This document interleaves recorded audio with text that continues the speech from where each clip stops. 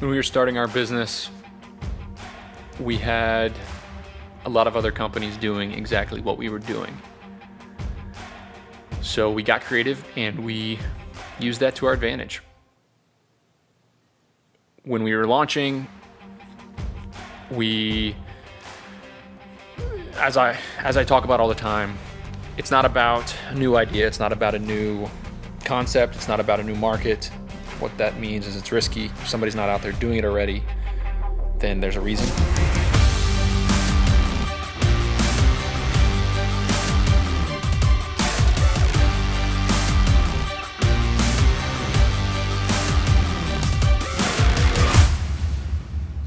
What I recommend doing is starting a business in a market where the customers are there, the companies are there, the market is interacting. And the great thing about that, when you are entering a market with competition, with customers, with an economy within itself, an industry that you can study, you can do just that. You can study it. You can learn from these companies. You can build a business based on what you learn. So what we did when we started our company, we looked at the 20 other businesses out there doing exactly what we were trying to do: pickup and delivery, student storage. And we studied them. And what we did is we really took the best practices from each and every business. And we built a frankenbusiness of different pieces and different parts and different practices and different systems that was all basically copied off of our competitors. We innovated a little bit. I think we were the first ones to use a smartphone and a Google Sheet instead of a spreadsheet and printing it out and putting it on a clipboard. But other than that, nothing that we did was new. From day one, we studied all the other companies. We were all over their websites. We called them and we pretended to be customers. We followed the company that was in Ithaca doing what we were doing. We followed it around and looked at how they service customers, spied on them almost. And that was a huge advantage. We looked at the industry and said, okay, there's 10 companies out here doing this, 20 companies out here doing this. Let's study all of them and figure out what we like about every single business model and put that stuff together and build our own business.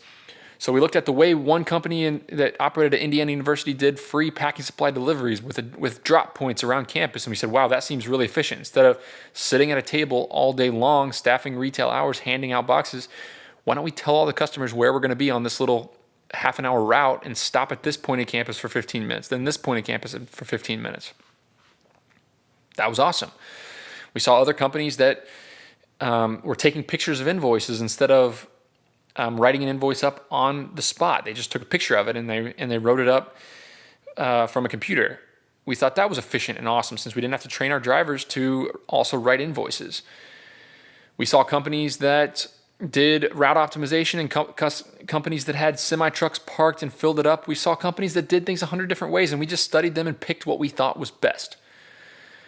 So what I recommend doing is, if you are going to start a business, build a frankenbusiness. If you're going to start a cleaning company, study the way 10 local cleaning companies operate. Study the way a company operates out in California if you're in New York. Pick and choose what you want to steal, what best practices you want to utilize from your competitors. There's nothing at all wrong with that. Sam Walton is famous for constantly going to Target and Kmart and walking through their stores, taking notes and recording things on his little tape recorder. You don't have to take it that far, but study your competitors and copy off them.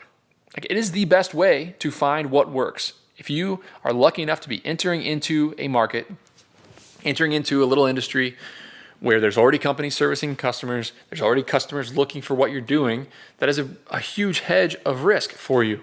You don't need to take the risk of training new customers, inventing a new business model, and making all the mistakes. You can learn from the mistakes and learn from the research and learn from the operations of these other companies and build your business based on that. I think it's a highly underrated practice. Study your competitors, keep tabs on them, and copy them. You don't need to be the best. You don't need to be different. You don't need to reinvent the wheel. I hate it when entrepreneurs, I've been getting involved in mentoring some entrepreneurs and looking at some pitch competitions and judging pitch competitions at UGA, University of Georgia in Athens, where I live. And every single business idea, I just want to stand up and scream at the top of my lungs, simplify this thing. Simplify it. They're trying to differentiate their business in 100 different ways, and it's a problem that's perpetuated by the media and these professors and entrepreneurship culture. The first question is always the same. What makes you different? What makes you as a company different?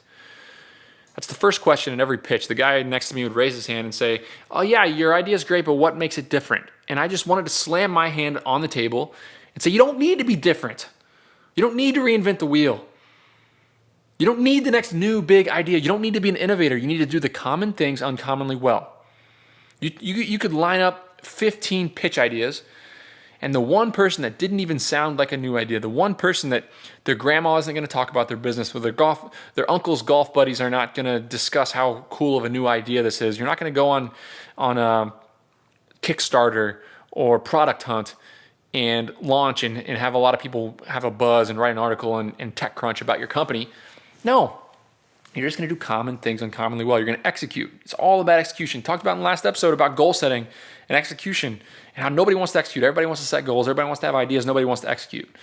If you can execute, if you can do things well, if you can answer the phone, if you can be there when you say you're going to be there, if you can have an email system to send out quotes, if you can have follow-ups with customers, if you can have a decent marketing campaign, you can build a great business, period. You don't need to be different. So keep that in mind as you go about this life. Copy off your competitors, study them, and don't reinvent the wheel. Go do something in a thriving market right in your town, and you'll win.